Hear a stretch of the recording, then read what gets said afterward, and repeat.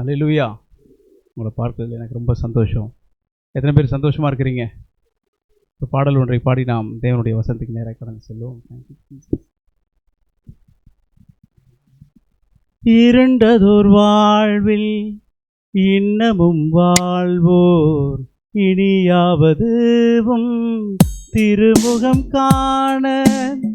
இருண்டதோர் வாழ்வில் இன்னமும் வாழ்வோர் இனியாவதுவும் திருமுகம் காண. நாதாவும் ஸ்நேகம் பெருகட்டும் என்னில். நாதாவும் ஸ்நேகம் பெருகட்டும் என்னில். என்னை காணுவோர் உன்னை காணட்டும். கல்வாரி ஸ்நேகம் கரைத்திடும் என்னை. கல்மணம் மாற்றி கரைத்தோட செய்யும் கல்வாரி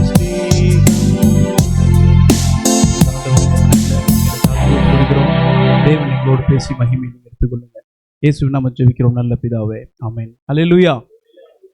சரி, புதுசாக வந்திருக்கோங்க மாத்திரம் கைகளை தூக்குங்க. புதிதாக இந்த இடத்துக்கு வந்திருக்கோன்னு இன்னைக்கு தான் ஃபஸ்ட் டைம் இங்கே வந்திருக்கோம். நல்லா தூக்கலாம். 2. சரி, தேங்க்ஸ். இன்னொரு கிரிட்டிக்கலான ஒரு கேள்வி, தயவு செய்து மன்னிச்சுக்கணும். ஆனால் அந்த கேள்விக்கு நீங்கள் கையில் தூக்கணும். இது வரைக்கும் நாங்கள் இன்னும் ஞானஸ்தானம் ஒப்பு கொடுக்கல, ஞானஸ்தானம் இன்னும் எடுக்கலை அப்படிங்கிறவங்க கைகளை தூக்கலாமா? நல்லா தைரியமாக தூக்கலாம், ஒன்றும் இல்லை. ஒருத்தர் புதுசாக வந்திருக்கோங்க விட்டுருவோம். டேனி தம்பி, வேறு தம்பி எடுத்தாங்களா? எடுத்துட்டாங்க, ஊரில் எடுத்துட்டாங்க. சரி, 2 பேர். புதிதாக வந்தவங்களை ஆண்டவர் அதிகமாக ஆசீர்வதிப்பார். நீங்கள் வந்து ஆண்டவர் உங்களை அதிகமாக ஆசீர்வதித்து அவர் உங்களை நிச்சயமாக ராஜ்யத்துக்கு நிறைய நடத்துவார். ஆண்டவருக்குள்ளே ஏற்கனவே வந்திருக்கிறோம், எங்களுக்கு ஆண்டவர் தெரியும்னா இன்றைக்கி கழுதை கதை அழகாக சொன்னாங்க. கட்டி இருக்கிற கழுதையை இயேசுவின் இடத்துல கொண்டு வந்தாங்க. இயேசு இடத்துல, இயேசு எந்த இடத்துல இருந்தாரோ அந்த இடத்துல கழுதை வந்துருச்சு. அதுக்கப்புறம் அடுத்த ஸ்டெப் இருக்குது. இல்லைனா கழுதையாகவே தான் இருக்கணும். கட்டை விழுத்ததின் காரணம் இல்லை, அதுக்கு மேலே துணி போடணும், அதுக்கு மேலே இயேசு ஏறணும். அது அநேக ப்ராசஸ் உண்டு. அப்போ இந்த நாளில் கூட நம்ம இயேசு கிட்ட வந்துட்டோம்னா நம்ம கிட்ட இருக்கிறதுக்காக மாத்திரம் இல்லை, அடுத்த ப்ராசஸ் உண்டு. அவர் நம்ம மேலே ஏறணும், நம்முடைய வாழ்க்கையில் அவர் வரணும். அப்படின்னா அடுத்த அந்த ரட்சிப்புங்கிற ஒரு காரியத்துக்குள்ள நீங்கள நாடு நடக்கணும். ஆண்டவர் நம்மளை அதை நடத்துவார். அல்லேலூயா. சரி, ஒரு வசனத்தை எடுத்து எனக்காக நீங்கள் வாசிக்கலாம். மத்தேயு 14வது அதிகாரம் 19வது வசனம்.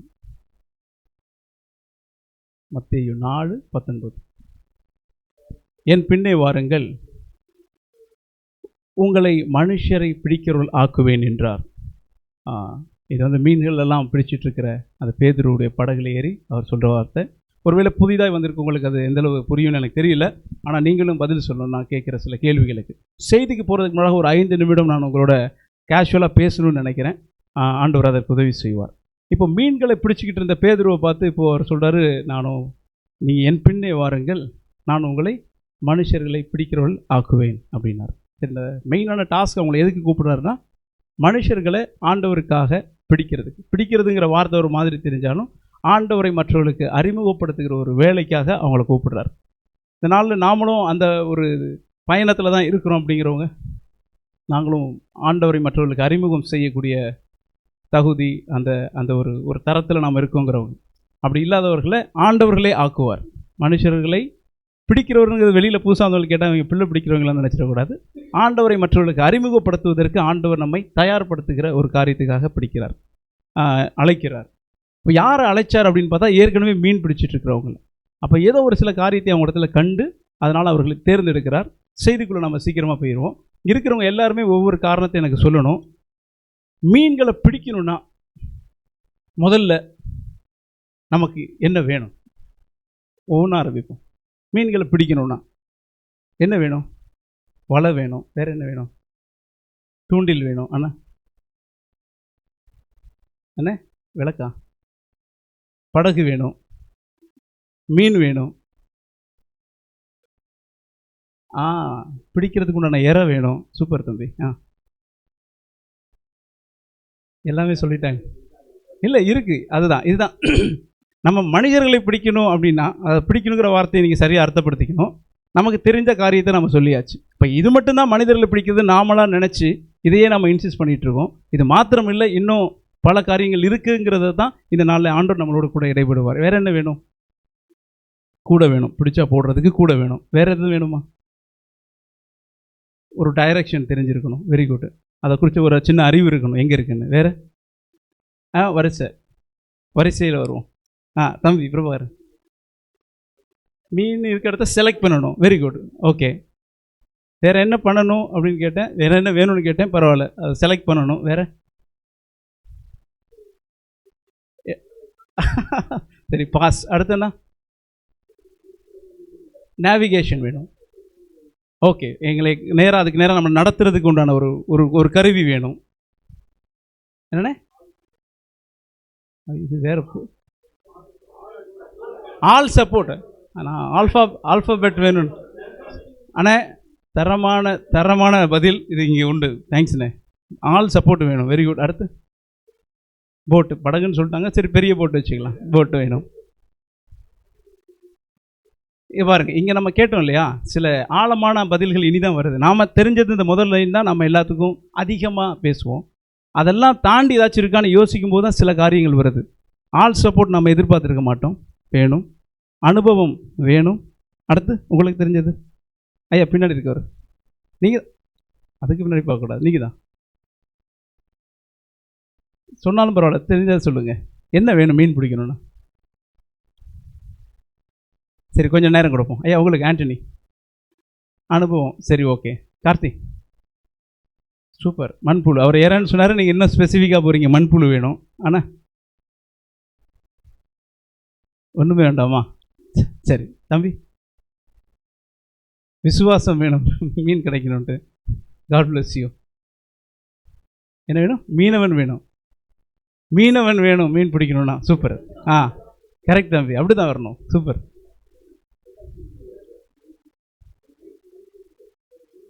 வாவ், ரைட் மைண்ட் செட் வேணும். கிளாசிக். சூப்பர் தம்பி. ஒரு ஐடியா, ஒரு அறிவு வேணும். அப்படி வரலாமா உங்கள்கிட்டையும்? என்ன வேணும்? Wow, very good. எதுக்கு மீன் பிடிக்கணும் அது தெரிஞ்சிருக்கணும். அல்ல கிளாசிக் இல்லை, இதெல்லாம் ஆக்சுவலாக நாம் இன்னும் முதல் லைன்லேயே இருக்கோம். நீங்கள் சொன்னதெல்லாம் வேணும். பால் பிரதரை கிராஸ் பண்ணுவோமா? நீங்களும் சொல்லுங்க. ஏதாச்சும் பொறுப்பு வேணும், பொறுமை வேணும், பேஷன்ஸ் வேணும். Very good brother. ஆயத்தம் வேணும். சூப்பர்.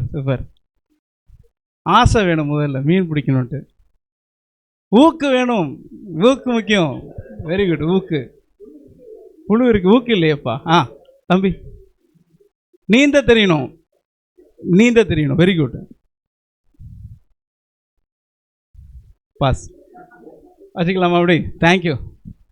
God bless you. ஆக்சுவலாக ஆண்டவர் மனுஷர்களை பிடிக்கணும்னு மீனவர்கள் மீன் பிடிச்சிட்டு இருந்தவங்களை கேட்டார்.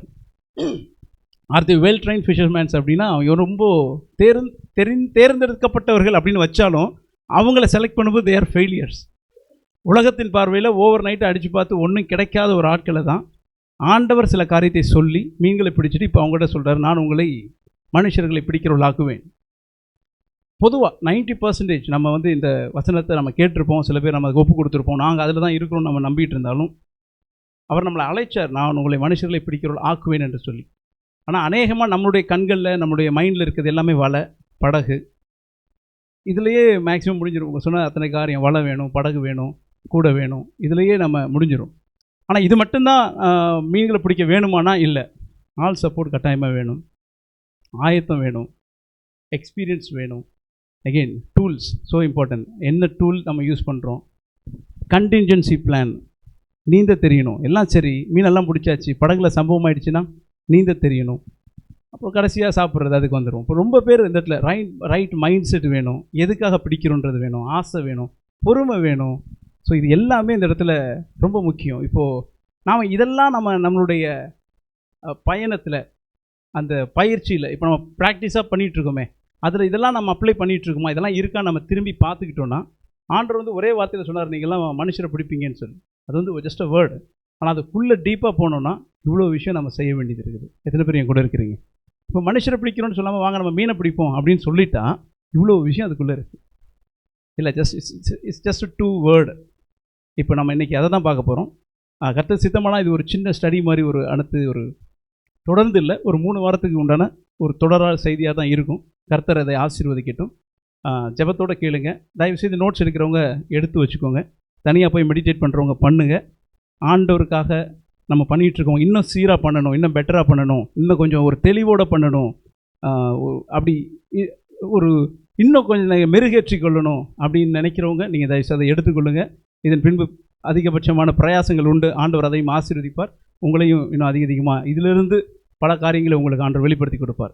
சரி, இப்போ நீங்கள் சொன்னதை நான் வந்துட்டு ஒரு 5 விஷயம் ஏற்கனவே ஈஸியாக மைண்டில் வச்சுக்கிறதுக்காக ஒரு 5 பகுதியாக நான் இதில் எழுதி வச்சுருக்கிறேன்.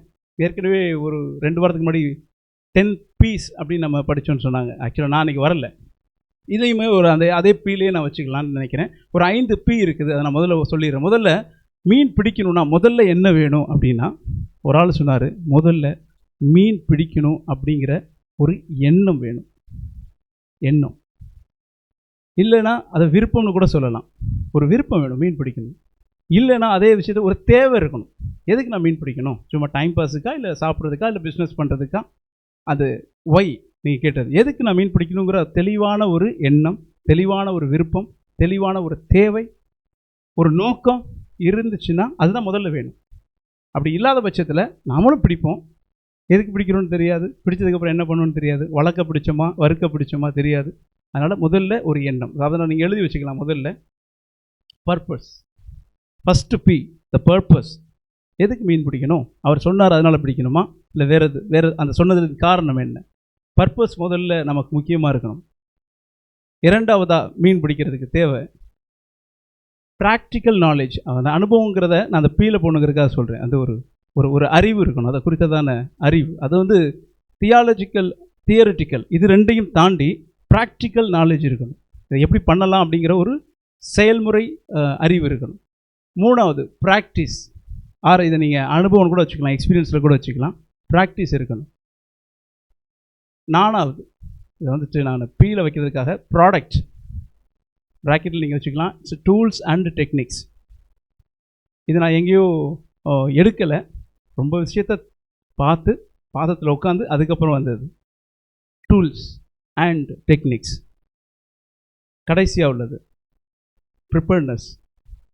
எல்லாம் சரி, இந்த ப்ரிப்பேர்னஸ், அந்த ப்ரிப்பேர்னஸில் தம்பி சொன்ன முக்கியமான ஒரு விஷயம் இருக்கும், நீச்சல் தெரிஞ்சிருக்கணும். இல்லைன்னா நானும் போயிடுவேன் மீன் பிடிக்க. ஒரு சில சம்பவங்கள் ஆயிடுச்சு, அது நம்ம தான் அந்த இடத்துல பலியாகணும். மீன் நம்ம வாயில் இருக்க வேண்டிய ஆள் நம்ம மீன் வாய்க்கு போயிடும். ப்ரிப்பேர்னஸ், அதில் பல விஷயங்கள் அடங்கியிருக்குது. கர்த்தருக்கு ஸ்தோத்திரம். இப்போ நான் சொல்கிறது எல்லாமே வெறும் புக்கில் இருக்காது, வெறும் புத்தகத்தில் உள்ளதில்லை. இன்றைக்கி இந்த UAE கான்டெக்ஸ்டில் இந்த ஊரில் இருக்கிறதுனால இந்த கான்டெக்ஸ்ட்டு கீழே நீங்களும் நானும் ஆண்டவருக்கு செய்கிற சில ஊழியத்தின் விளைச்சலாக நம்ம பார்க்காம, அது முடிஞ்சளவு இன்விசிபிளாக இருக்கிறதின் பெரிதான சில காரியங்களை உங்களிடத்துல சொல்லுவோம். அதை எப்படி நம்ம பெருசாக பண்ண முடியும்னு, அது இந்த ஊருக்கு மட்டும் இல்லை, நீங்கள் எந்த தேசத்துக்கு கடந்து போனாலும் இதில் இருக்கிற சில காரியங்கள் அதன்படி நீங்களும் நானும் செய்யும் பொழுது ஆண்டவருடைய துணையோடு இதில் நீங்களும் நானும் விசிபிளான ரிசல்ட்டை ஆண்டவர் உங்களுக்கு எனக்கு கொடுப்பார். எத்தனை பேர் என்னோட கூட இருக்கிறீங்க? ஹல்லேலூயா. சரி, இப்போ வந்துட்டு கொஞ்ச நாள் நம்முடைய வீட்டு பிரச்சனையை ஒதுக்கி வச்சுருங்க. நமக்குள்ள தேவைகள், சில தேவைகள் காலை கட்டிக்கிட்டு இருக்கும், அதெல்லாம் கொஞ்சம் தள்ளி வச்சுட்டு இதுக்கு நேரம் நம்ம பார்ப்போம், ஆண்டவரை நோக்கி பார்ப்போம். ஆண்டவர் நிச்சயமாகவே நமக்கு அதெல்லாம் பார்த்துக்குவார். ஏன்னா நான் வசனத்தின்படி தான் உங்களோட பேசி கொண்டிருக்கிறேன். ஏன்னா முதலாவதாய் தேவனுடைய ராஜ்யத்தையும் ஒரு நீதியும் தேடும் பொழுது அதோடு கூட உங்களுக்கு இவைகளெல்லாம் கொடுக்கப்படும். அப்படிங்கும்போது இதெல்லாம் கிடைக்காதுன்னு அவர் சொல்லலை, ஜஸ்ட் ப்ரையாரிட்டியை மட்டும்தான் மாற்ற சொன்னார். இப்போ நீ எல்லாம் 10 திருட்டு 11 என்ன தேடிட்டு இருக்க, நீ முதல்ல என்ன தேடு, இது கூட இந்த 10 கூட வரும் அப்படிங்கிறது ஜஸ்ட் ப்ரையாரிட்டி. இப்போ கிட்டத்தில் ஒரு தம்பிக்கிட்ட இப்போ உள்ளே வரும்போது பேசிக்கிட்டு இருந்த ஒரு வார்த்தை உங்களுக்கு சொல்கிறேன். We are designed in that way. ஒரு சில பிரச்சனைகள்னால நம்ம என்ன பண்ணுவோம், ஆண்டவரை விட்டு தூரப்போவோம். எப்போயுமே பிரச்சனை வரும்பொழுது நம்ம ஆண்டவரை கிட்டி சேர்கிற ஒரு அனுபவத்துக்குள்ள வந்துட்டோம்னா நம்ம கொஞ்சம் வளருகிற அனுபவத்தில் இருக்கும்னு அர்த்தம். இல்லை பிரச்சனை வந்தோன்னா நான் விலகிற அனுபவத்தில் இருந்தேன்னா நான் என்னை சரி செய்து கொள்ள வேண்டிய ஒரு பகுதிக்கு கட்டாயம் வரணும். எத்தனை பேர் என் கூட இருக்கிறீங்க? யூத் மீட்டிங்கோ சர்ச்சுக்கோ நான் வரலை அப்படிங்கிறதுக்கு ஒரு காரணம் என் பிரச்சனையாக இருக்கக்கூடாது. ஒரு பிரச்சனை வந்துச்சுங்க அதனால் படுத்துட்டேன்னு இருக்கக்கூடாது. அப்போ தான் முண்டி அடிச்சுட்டு வரணும். வியாதிஸ்தனுக்கு தான் வைத்தியம் தேவை. அதனால் இந்த இடத்துல வரும்போது நம்ம சொல்கிறது புரியுதோ புரியலையோ, there is always presence will take care of it. அதாவது பிரசங்கம் பண்ணாததை பிரசன்னம் பண்ணுமா. அதனால் நீங்கள் வார்த்தையெல்லாம் புரியலை, கேட்க முடியலனாலும் பிரச்சனை இல்லை. ஒரு பிளைண்டாக வந்து அது ஒருவேளை மூட நம்பிக்கையாக கூட இருக்கட்டும், ஆனால் வேதம் சொல்கிறதுனால நான் மூட நம்பிக்கையும் கேட்குறேன் அப்படின்னு வந்து அவருடைய பிரசன்னத்தில் உட்காந்திங்கன்னா அந்த பிரசன்னத்தில் நம்முடைய பிரச்சனைகள் எல்லாம் மெழுகு போல உருகும். எத்தனை பேர் என்னோட கூட இருக்கீங்க? அதனால் நம்மளுடைய தேவைகளெல்லாம் நீங்கள் கொஞ்சம் அப்படி வச்சுக்கிட்டு பார்ப்போம். மனுஷனை இப்போ பாருங்களேன், நான் இப்போ கீழே இருக்கிறது ஈஸியாக நல்லா பார்க்க முடியும். ஒரு 10 நிமிஷம் கூட அப்படியே நான் பார்த்துட்டே இருப்பேன். இப்போ மேலே இந்த லைட்டை பார்க்கணுன்னா எவ்வளோ நேரம்? ஒரு 10 நிமிஷம் கழுத்து வலிக்கும்ல. வேறு டிசைன் இன் தட் வே. ஆனால் வேதம் சொல்லுது மேலானவைகளை நாடுங்கள். நமக்கு கீழே இருக்கிறத பார்க்குறதுக்கு ஈஸி. இங்கே நடக்கிற பிரச்சனைகளை இதெல்லாம் பார்க்குறது ரொம்ப ஈஸி. இதெல்லாம் மீறி நான் கொஞ்சம் மேலே போகணுன்னா against gravitation I have to put some effort. Again it's a painful effort. But நான் சரியாக செய்யும் பொழுது எனக்கு உண்டான ரிசல்ட் கிடைக்கும். அல்லேலூயா. ஆமாம், சரி, நான் இப்போ உங்கள்கிட்ட கேஷுவலாக பேசியாச்சு. முதல்ல இன்றைக்கி வந்து பர்பஸ் அப்படிங்கிற ஒரு காரியத்தை மாற்றம் பார்ப்போம். அடுத்த காரியங்களை வர நாட்களில் பார்ப்போம். நான் சொன்னது வந்து இன்ட்ரெஸ்டிங்காக கொண்டு போகிறதுக்கு ஆண்டவர் நமக்கு உதவி செய்வார். அது இன்ட்ரெஸ்டிங்கான டாபிக் போகிறதுக்கு முன்பாக வலைக்கும் தூண்டிலுக்கும் என்ன வித்தியாசம்? வலைக்கும் தூண்டிலுக்கும் தூண்டில் ஒன்று தான் பிடிக்கும், வலை. அப்போ சரி, இப்போ இது யாரில் பெரிய ஆளாக இருப்பா? வலை தானே பெருசாக இருக்கும். சரி, தூண்டில் தான் பெருசாக இருக்கும். சரி, நீங்கள் வலை போட்டு மத்தியாக பிடிச்சி வந்துட்டீங்க. நான் ஒரே ஒரு தூண்டில் போட்டு திமிங்கலத்தை பிடிச்சிட்டேன். இப்போ யார் பெரிய ஆள்?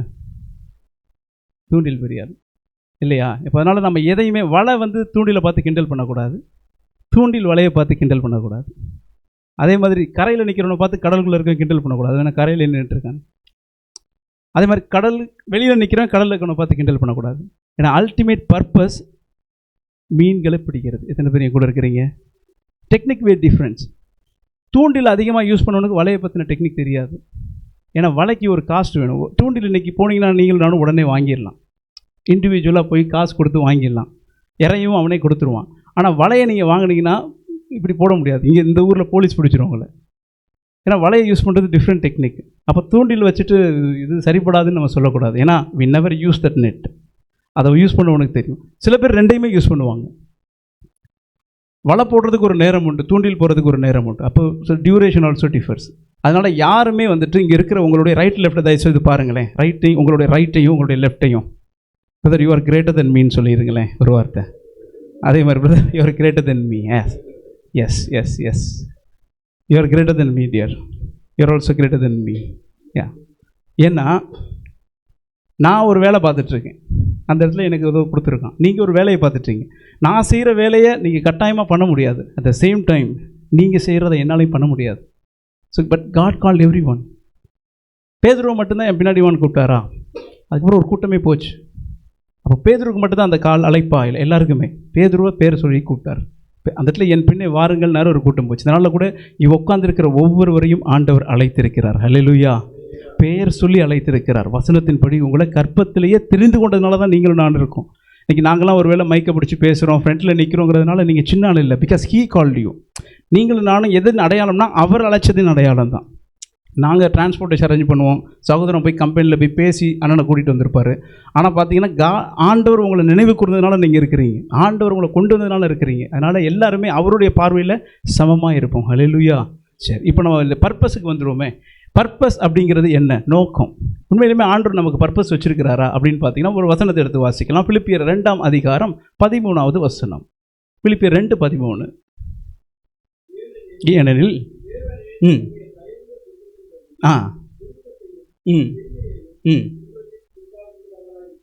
என்ன ஆக்குறவராக இருக்கிறார்?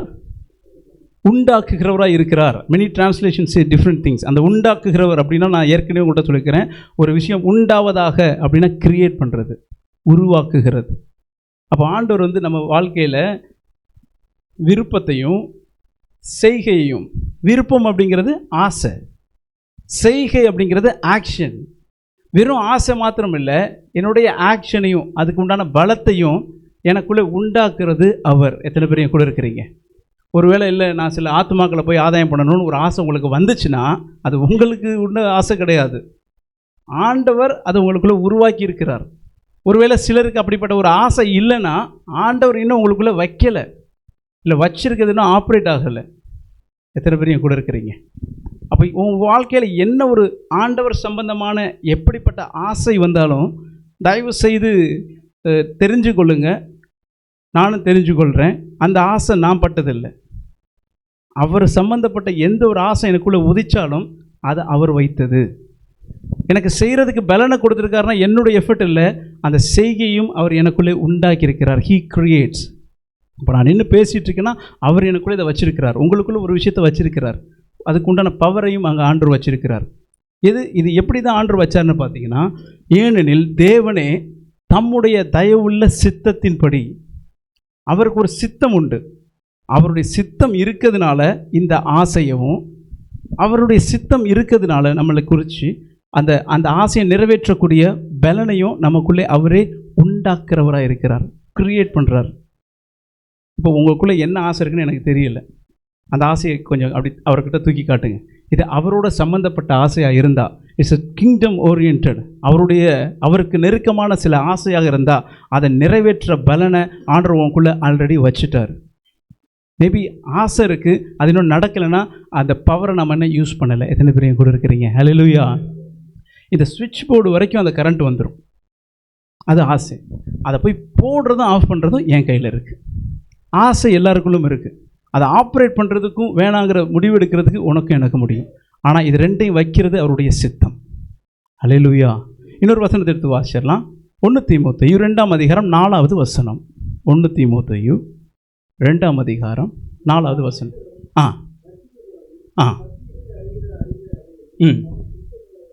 ஆமாம், பைபிள் ஃபுல்லாக ஏகப்பட்ட இடத்துல சித்தம் வரும். அதில் ஒரு முக்கியமான சித்தம் இது என்னவா, எல்லா மனுஷரும் ரட்சிக்கப்படவும் சத்தியத்தை அறிகிற அறிவை அடையவும் அவர் சித்தமுள்ளவராயிருக்கிறார். எல்லாரும் ரட்சிக்கப்படணும். நம்ம மட்டும் வந்தால் பத்தாது, எல்லாரும் உள்ளே வரணும். எல்லாரும் அவரை அறிகிற அறிவை அடையணும். அவரை தெரிஞ்சுக்கணும். அவரை தெரிஞ்சுக்கிட்டால் போதும். அதுக்கப்புறம் அந்த அந்த அறிவு அவர்களை வழி நடத்தும். அதற்கு ஒரு பேர் அபிஷேகம் என்று உண்டு. அவரை நீங்கள் எந்த அளவு அறிந்து கொள்கிறீர்களோ, டே 1 வந்துட்டு ஐ வாஸ் அனாயிண்டட் அப்படிங்கிறது ஒரு ஸ்மால் கொஸ்டின். ஆனால் எந்தளவு நீங்கள் தேவனை அறிய அறிய அறிய அது உங்களை ஆண்டவர் அந்த அபிஷேகத்தை நடத்துவார். ஒரு ஓவர் ஆஃப் த பீரியடில் உங்களுக்கு யாரும் சொல்லித்தர வேண்டாம், அந்த அறிவு, அந்த அபிஷேகம் உங்களை வழி நடத்த ஆரம்பிச்சு. அவரை அறியாமல் நாம் அபிஷேகம் பெற முடியாது. எத்தனை பேர் கூட இருக்கிறீங்க? ஆமாம், அப்படி ஒரு சில பேருக்கு அனுபவம் இருந்தால் கர்த்தருக்கு ஸ்தோத்திரம், கம் டு த சைட். ஆனால் எந்தளவு நாம் ஆண்டவரை அறிந்திருக்கிறோமோ அந்தளவு அவரை நாம் கிரகித்து கொள்ள முடியும். தென் அவர் நம்மளை நடத்த ஆரம்பிப்பார், அதை உணர்ந்து கொள்ள முடியும். பாருங்களேன், என்ன சித்தமாக இருக்கான், எல்லாரும் அவரை பற்றி ரட்சிக்கப்படணும், எல்லாருமே அவரை அறிந்து கொள்ளணும். இப்போது அதுக்கு ஆண்டவர் யாரை யூஸ் பண்ணுறாரு? இங்கே இருக்கிற உங்களையும் என்னையும் தான். அதனால தான் இதுதான் அவருடைய சித்தம். இந்த சித்தத்தின்படி நமக்குள்ளே அவர் விருப்பத்தையும் செய்கையும் வைக்கிறார். இந்த சித்தத்தை அவர் செய்கிறதுக்கு, அந்த சித்தத்தின்படி அவர் நமக்குள்ளே அந்த ஆசையும் அந்த ஆக்ஷனையும் வச்சுருக்கிறார். அல்லேலூயா. எத்தனை பேர் என் கூட இருக்கிறீங்க? எத்தனை பேர் ஆண்டவருக்கு ஊழியம் பண்ணணும்னு ஆசைப்படுறீங்க? கையில் தூக்குங்க தைரியம். சரி, என்ன ஊழியம் பண்ணலாம்னு யோசிச்சுருக்கீங்க? உங்கள் மைண்டில் இருக்கும் இல்லையா? அது என்ன ஊழியமாக இருக்கட்டும், ஆண்டவருக்கு பண்ணணும்னு யோசிச்சிங்களே, அதுக்கு உண்டான கெப்பாசிட்டி ஆண்டவர் உங்களுக்குள்ளே வச்சுருக்காரு, நம்புறீங்களா இல்லையா? இப்போ நான் சொல்கிறேன், ரொம்ப விசிபிளாக, ரொம்ப கான்ஃபிடென்ட்டாக நம்புங்க. ஆண்டவர் இந்த ஆசை உங்களுக்கு கொடுத்தாருல்ல, அதுக்கு உண்டான power already it was there. இது அவருடைய சித்தம். உனக்கு இந்த ஆசை கொடுக்கும்போது வெறும் ஆசை மட்டும் கொடுக்கல, அது வேறு, வெறும் ஆசை மட்டும் படுறது. அதுக்குண்டான கெப்பாசிட்டி, அதுக்குண்டான கேலிபரிங் எல்லார்கிட்டையுமே ஆண்டவர் கொடுத்துருக்கார். ஆனால் அந்த சுவிட்ச் மாதிரி அதை போடுறதுக்கும் ஆஃப் பண்ணுறதுக்கும் அது ஆப்ஷனையும் நம்மகிட்டே கொடுத்துட்டார். என் ஆசையோடையே சாகலாம், ஆசையை நிறைவேற்றிட்டும் சாகலாம்.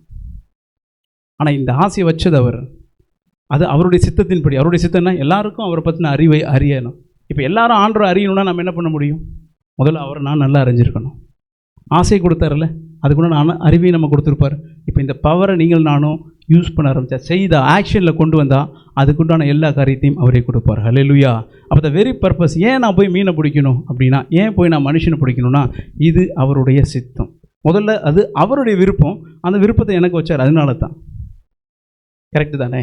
சரி, வேறு எதனால் போய் நம்ம மீன் பிடிக்கணும்? ஒன்று சித்தம், அவர் சித்தம் ஆசைப்படுறாரு. ஒன்று நமக்குள்ளே அப்படிப்பட்ட விருப்பத்தை வச்சு, வேறு என்ன காரணத்துக்காக நம்ம பிடிக்கலாம்? எதுக்கு மீன் பிடிக்கணும்? சரி, நான் கேஷுவல் ஆயிடுவோமே, ரிலாக்ஸ் ஆயிடுவோமே. சரி, ஹீ லைக்ஸ் இட். அது வெரி குட். ஏன் அவருக்கு மீன் எதுக்கு? எல்லாம் ஏன் அறியணும்னு ஆசைப்படுறாரு? ஏன் நம்மகிட்ட எதிர்பார்க்குறாரு? அவரே எல்லாத்துக்கும் டக்குன்னு அந்த அறிவை கொடுத்துடலாம்ல. எல்லாரும் ரசிக்கப்படணும்னு அவருக்கு இப்படின்னா முடிஞ்சிடும்ல. ஏன் இப்படிலாம் பண்ணிகிட்ருக்காரு? ஒரு கேள்வி வரணும். கேள்வி வந்துச்சுன்னா நீங்கள் ஆண்டோட சரியான ஒரு இடைப்படுதல் இருக்கீங்கன்னு அர்த்தம். இல்லை அப்படி கேட்டால் சாமி கண்ணை குத்திரும்னு நினச்சா நீங்களும் நானும் இன்னும் கொஞ்சம் நெருங்கி சேர வேண்டியது இருக்குது. வெளியில் போய் எல்லாத்தையும் சொல்ல முடியும். ஆண்டவர்கிட்ட நீங்கள் வேதத்தை எடுக்கும் பொழுது சில கேள்விகளை கேட்கணும். அது வந்து சந்தேகப்படுறதாய் நான் சொல்லலை. இப்படி கேள்விகளை கேட்கும் பொழுது பரிசுத்த ஆவியானவர் அவரே உங்களை வழி நடத்துவார். வேதத்துலேருந்து அவரே சில விஷயத்தை காட்டுவார். இல்லை யார் மொழியாச்சும் பேசுவார். நீங்கள் நினைப்பீங்க காலையில் தான் பிரதரை யோசிச்சுட்டு இருந்தோம், எனக்கு இப்போ நீங்கள் பேசிகிட்டு இருக்கிறீங்க. எத்தனை பேர் அப்படி சொல்லியிருக்காங்க உங்கள்கிட்ட? ஆமாம், ஆண்டவர் உங்கள் கூட இருக்கிறார், அவரையும் நேசிக்கிறார். பிரதர் இதோடு வந்தோம், ஆன்சர் எங்களுக்கு கிடச்சிச்சு. ஆண்டவர் நம்மளோட பேசிக்கொண்டே இருக்கிறார். பேதுரு 1 பேதுரு 2:9, 1 பேதுரு 2ஆம் அதிகாரம் 9வது வசனம்.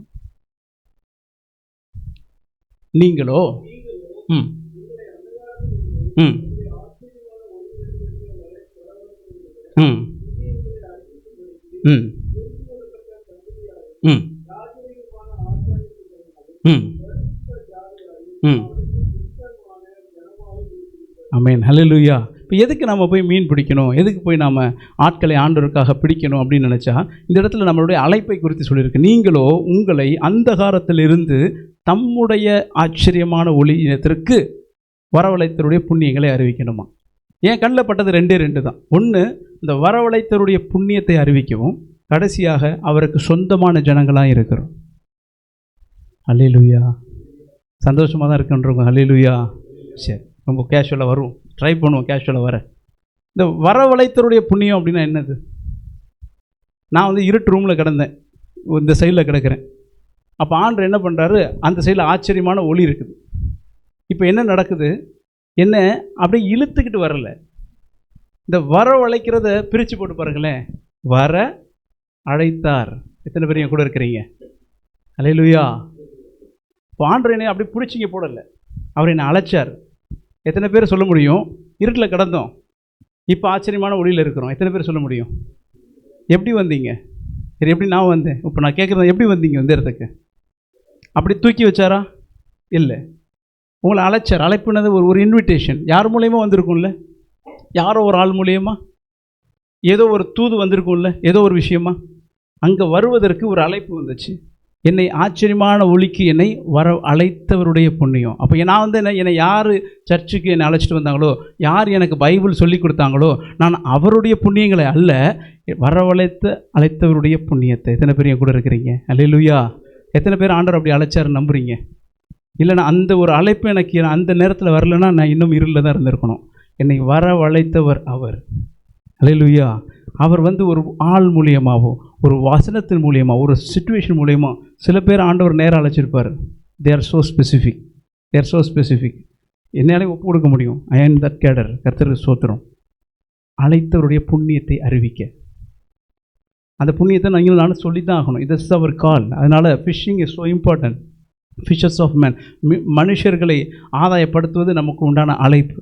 இப்போ அதுக்கப்புறம் ராஜரீக ஆசாரிய கூட்டம் இருக்குது, பரிசுத்த ஜாதி இருக்குது. அதுக்கு அடுத்து ஒரு வசனம் இருக்குது, அந்த வார்த்தையை வச்சுருங்க. அவருக்கு சொந்தமான ஜனமாயும் இருக்கிறீர்கள். அவருக்கு சொந்தமான ஜனமாயும் இருக்கிறீர்கள். ஒரு வசனம் பழைய ஏற்பாட்டில் உண்டு, கர்த்தர் உன்னை தமக்கு சொந்தமாக தெரிந்து கொண்டார். கேள்விப்பட்டிருக்கீங்களா அந்த வசனத்தை? என்ன அர்த்தம் சொந்தமாய் தெரிந்து கொள்றதுன்னா? நம்ம அப்படியே வேகமாக கடந்து போகிறதுனால சில நேரம் நம்ம சொல்லிட்டு போயிடுவோம். எது சொந்தமானதுன்னா என்ன? இங்கே இருக்குது. இப்போ நான் இதை வந்து எனக்கு சொந்தமாய் நான் வாங்கி கொண்டேன். இப்போ நான் எதுக்கு இதை வாங்கியிருக்கேன்? இது அங்கே இருக்குது. இப்போ நான் இதை எனக்கு சொந்தமாய் வாங்கி கொண்டிருக்கேன். எதுக்காக நான் வாங்கினேன்? ஒன்று, எனக்கு தேவையாக இருக்கும், என்னுடைய யூசேஜ் இருக்கும், எனக்கு பிரயோஜனப்படுறதுக்கு, எனக்கு உபயோகப்படுறதுக்கு. அல்லேலூயா. சத்தமா அல்லேலூயா. இப்போ சொல்லுங்கள், உலகத்தை உருவாக்குனது ஆண்டவர் தானே? இந்த உலகத்தில் இருக்கிற அத்தனை மனுஷனை உருவாக்குனது ஆண்டவர் தானே? எதுக்கு என்னை மட்டும் சொந்த ஜனமாய் தேர்ந்தெடுக்கணும்? எதுக்கு உன்னை மட்டும் சொந்த ஜனமாய் தேர்ந்தெடுக்கணும்? Think leave about others. உன்னை, இது நான், இது நீ. எதுக்கு என்னை தேர்ந்தெடுக்கணும்? எத்தனை பேர் என் கூட இருக்கிறீங்க? சொந்த ஜனம்னா இப்போ இதுவே செயல்படக்கூடாது. நான் ஒருத்தனை சொந்தமாக வாங்கிட்டோன்னா அது என்னோடது, எனக்கு எப்படி வேணுமோ அதை யூஸ் பண்ணுவேன். நான் தான் சொல்கிறேன், இது வந்துட்டு எல்லாரும் ரட்சிக்கப்படுறதுக்கு பிரயோஜனப்படணும், எல்லாரும் அவரை அறியறதுக்கு இது பிரயோஜனப்படணும். ஹல்லேலூயா. ஆண்டவரை தெரிந்து கொண்ட, சொந்த ஜனமாய் தெரிந்து கொண்ட நமக்கு அவர் ஒரு காரியத்தை வச்சிருக்கிறார், அழைத்தருடைய புண்ணியங்களை அறிவிக்க முடியும். அறிவிக்கணும்னா என்னது? சொல்லிக் கொடுக்கணும், பேசுறது. இப்போ இந்த வார்த்தை இருக்கு இல்லையா, அழைத்தருடைய புண்ணியங்களை அறிவிக்கிறதுனா எப்படி அறிவிக்கிறது? எத்தனை பேருக்கு இந்த கேள்வி இருக்குது? எப்படி அறிவிக்கிறது? இந்த அறிவிக்கிறது அப்படிங்கும்போது எப்போ பார்த்தாலும் வாயில் சொல்வது மாத்திரமல்ல, ஆண்டவரை வெளிக்காட்டுவதற்காக, அவருடைய புண்ணியங்களை நான் வெளிக்காட்டணும். நான் ஜஸ்ட் விரும்பின சொல்கிறது இல்லை, அது வெளிக்காட்டுவதற்காய் என்னை ஆண்டவர் தெரிந்து கொண்டிருக்கிறார். அவருடைய சொந்த ஜனமாய், அவருக்கு சொந்தமாய் என்னை மாற்றி இருக்கிறார். ஆண்டவர் நிச்சயமாய் இவங்க ஒவ்வொருவரையும் அப்படி செய்து கொண்டிருக்காரு நான் நம்புகிறேன். ஹல்லேலூயா. அப்படி ஒரு முயற்சியில் இருக்கிறவங்களுக்கு ஆண்டவர் பலனை கொடுப்பார். இன்னொரு வசனத்தை எடுத்து வாசிச்சிருங்களேன். மத்தேயு 14வது அதிகாரம் 47வது வசனம். ஒரு 5 நிமிஷத்தில் முடிச்சிருவோம். மத்தேயு 15:7 வச்சிருங்க. 15:7. மத்தேயு லூக்கா 15:7. லூக்கா 15:7.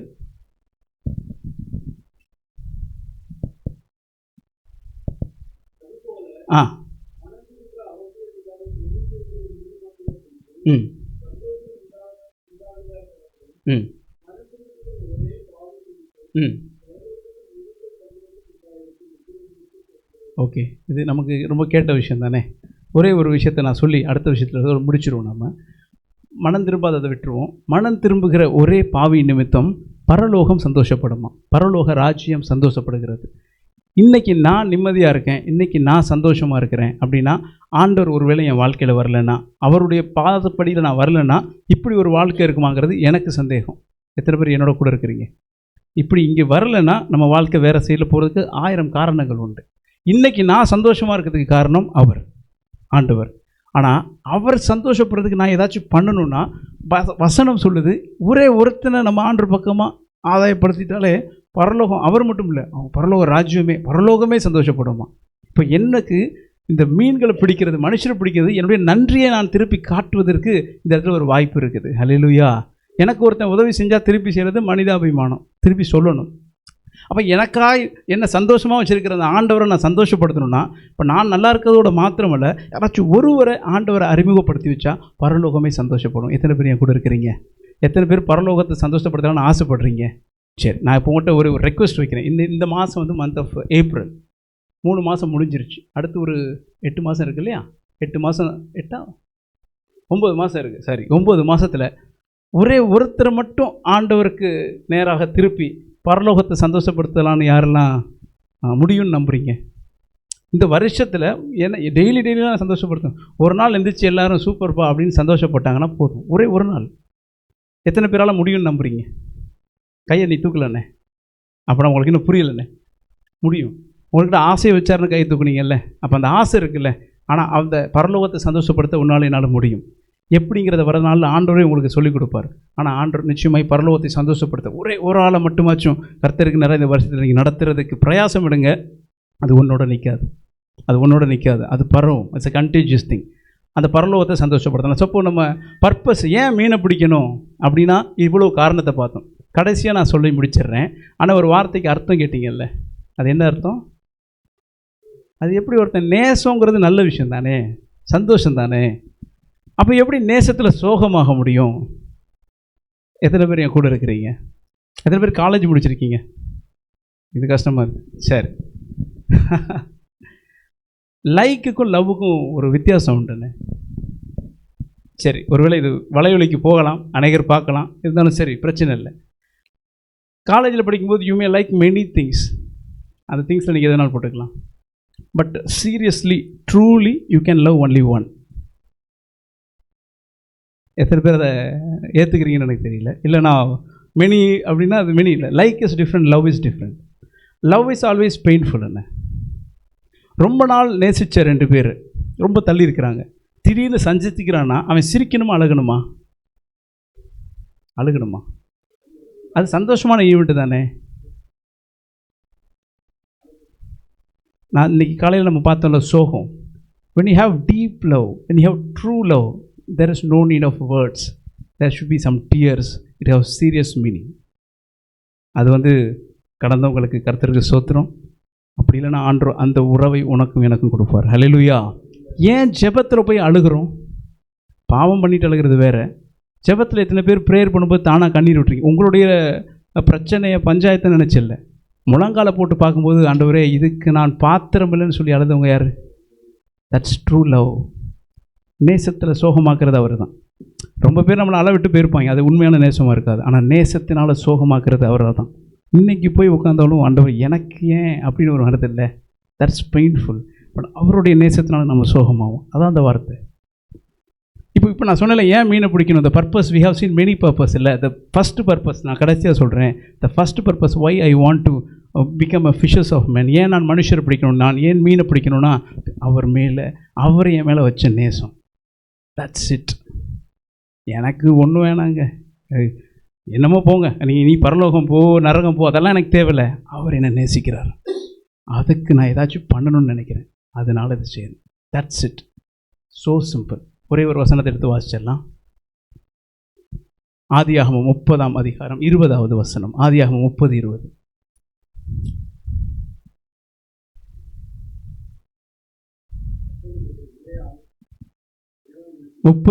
முப்பதாவது. ஆஹா, அதுக்கு முன்னாடி இவ்வளோ போகிறோங்க.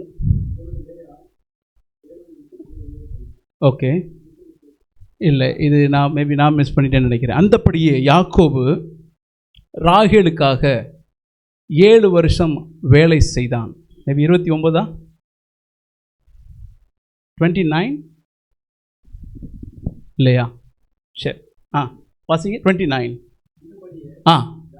யாக்கோபு அடுத்து பிரைஸ் தி லார்ட். தேங்க்யூ. இன்னைக்கு நீனும் நானும் ஏன் ஓடணும் அப்படின்னு நான் பேசி கொண்டிருக்கேன். ஏன் என்னன்னா அவர் இதை விருப்பப்படுறார். இந்த யாக்கோபுக்கு ராகேல் மேலே அளவு கடந்த அன்பு, நேசம் அதிகமாச்சு. இப்போ அதனால் அவங்க மாமனார் வந்து ஒரு 7 வருஷம் ஆடை மேய்ன்னு சொல்லிட்டான். ஆடை மேய்க்கிறது ஈஸி இல்லை. அவர் சங்கர் பேர் கேட்டால் கதையே சொல்லுவார், 45 மணி நேரம். ஆடு மேய்க்கிறது ஈஸி இல்லை. அது ஏதோ பல்லுலாம் பூச்சி வருமா ஒன்றா பார்க்கணும். It's not a easy task. அவன் பாருங்கள், ஒரு நாளே அது 1 மாதமே பெரிய பிரச்சனை. அதில் சம்பளமும் தர மாட்டான். 7 வருஷம். அப்பொழுது 29 ப்ளீஸ் 29வா?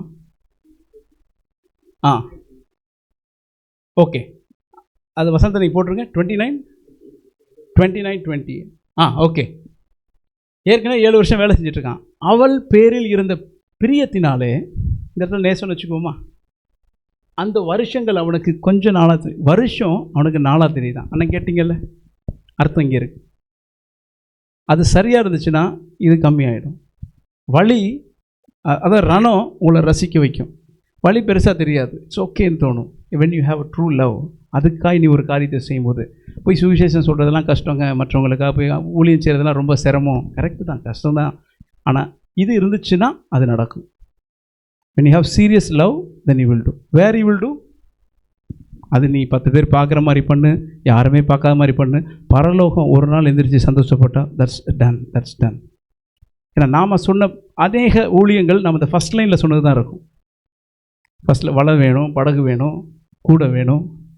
அதுக்கப்புறம் there are many strategies behind, true strategies. ஒரு ஆள் வேணும் கூட. அப்போ அவருடைய ஸ்நேகத்தினால நீங்கள் நானும் விஷயம். ஏன் மீன் பிடிக்கணும், ஏன் மனுஷரை பிடிக்கணும்? ஸ்நேகத்தினால. அவர் நேசம் என்னை சோகமாக்கும். அவர் வலது கலை என் தலை கீழே வரும், இடது கை அவருடைய தலையை தடவும், எத்தவும், எப்பப்பெல்லாம் உடையிறமோ உருவாக்கும். அவர் நம்ம நேசிச்சார்ல, நம்ம இந்த சைடு நின்னோம்ல, நம்மளை இங்கே கொண்டு வரதுக்கு அவர் செஞ்சார்ல சில தியாகங்கள். அதுக்காக அவர் என்ன எதுக்கு எடுக்கணும்? உங்களெல்லாம் எடுத்தார், ஓகே, என்ன எதுக்கு எடுத்தார்? அதை நான் கனெக்ட் பண்ணிட்டேன்னா, பர்சனலாக கனெக்ட் பண்ணிட்டேன்னா, தென் ஐ கேனாட் பி சிம்பிளிசிட்டி. நான் என்னால் இருக்க முடியாது. என்ன பண்ணணும்னு கேட்க ஆரம்பிக்கும்.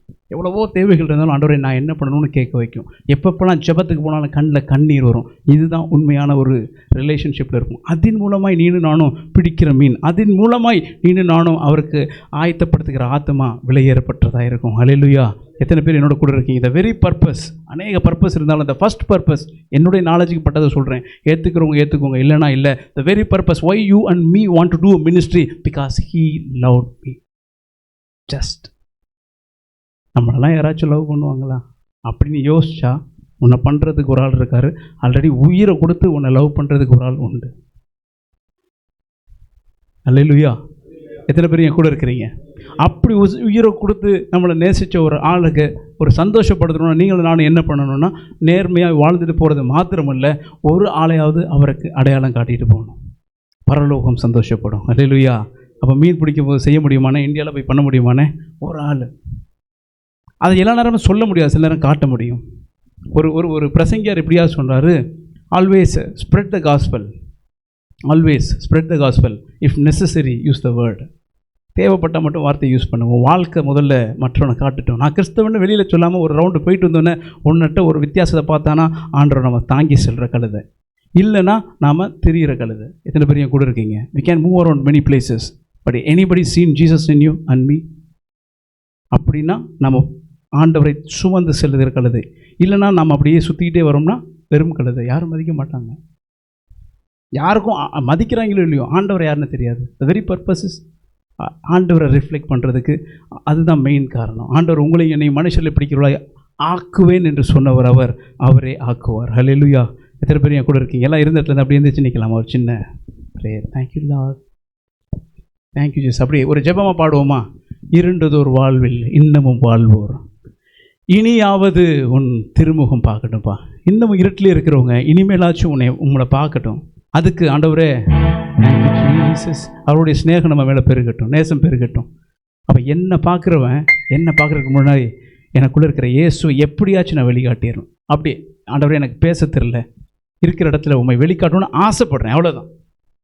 நீங்கள் எவ்வளவோ பேர்கிட்ட போய் கேட்குறதுக்கு அவர்கிட்ட கேட்டிங்கன்னா போதும், அவர் மாற்றுவார். உங்களுக்கு என்ன தேவையோ அவர் செய்வார். Thank you Jesus.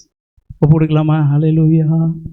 இருண்டதோர் வாழ்வில் இன்னமும் வாழ்வோர், இனியாவது திருமுகம் காண.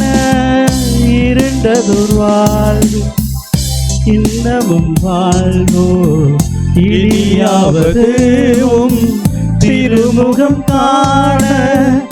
நாதாவும் ஸ்நேகம் பெருகட்டும் என்னில், நாதாவும் ஸ்நேகம் பெருகட்டும் என்னில். என்னை காணுவோர் உம்மை காணட்டும், கல்வாரி ஸ்நேகம் கரைத்திடும் என்னை. கல்மனம் மாற்றி கரைந்தோட செய்யும், கல்வாரி ஸ்நேகம் கரைத்திடும் என்னை. கல்மனம் மாற்றி கரைந்தோட செய்யும், கல்வாரி ஸ்நேகம். ஆண்டவரே, நல்ல பணங்கள் ஒப்பு கொடுக்குறோம்.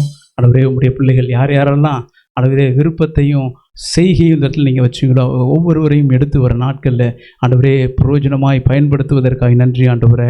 அப்பா தேவன், அந்த கல்வாரியில் எங்களுக்காக உங்களுடைய ஸ்நேகத்தை வெளிக்காட்டினீர் ஆண்டவரே. அந்த நேசத்தின் விளைவாய் நாங்கள் செய்கிற ஒவ்வொரு காரியமும் இருக்கட்டும். அது ஒரு வேளை சின்னதோ பெருசோ ஆண்டவரே, மனுஷர்கள் பார்க்குறவனமாய் நீங்கள் பார்க்கலப்பா ஆண்டவரே. ஒரு வேளை ஒரு கூட்டமோ ஒரே ஒரு ஆத்மாவோ ஆண்டவரே, நீர் சந்தோஷப்படும்படியாய், பரலோகம் சந்தோஷப்படும்படியாய் இந்த இடத்துல யார் யாருக்கு என்னென்ன கிருபைகளை கொடுத்துக்கீங்களோ, வரங்களை கொடுத்தீங்களோ, அதன்படி ஆண்டவர்களே இருக்கிறவர்கள் ஒவ்வொருவரும் ஆண்டவரே உமக்காக பிரயோஜனப்பட தேவன் இங்கே இருக்கிற ஒவ்வொருவரையும் எடுத்து பயன்படுத்துங்க. இந்த நாளில் தேவன் எங்களோடு பேசின காரியங்களை ஆண்டவரே நாங்கள் இன்னும் எங்கள் இதயத்தில் பதிய வைத்து அதன்படி நடத்துங்கப்பா. திருக்கரத்தில் தாழ்த்திங்களை ஒப்பு கொடுக்குறோம். ஒவ்வொரு காரியத்திலும் நீர் மாத்திரம் வெளிப்படுங்க, நீர் மாத்திரம் மகிமை எடுத்துக்கொள்ளுங்க. இயேசு நாம ஜெபிக்கிறோம் நல்ல பிதாவே, ஆமென். ஆமென். என் ஆத்மாவே கர்த்தரை ஸ்தோத்திரி, என் முழு உள்ளமே பரிசுத்த நாமத்தை ஸ்தோத்திரி. என் ஆத்மாவே கர்த்தரை ஸ்தோத்திரி, கர்த்தர் செய்த சகல உபகாரங்களையும் மறவாதே. ஆமென். ஆமென். அல்லேலூயா, அல்லேலூயா, அல்லேலூயா. Praise the Lord.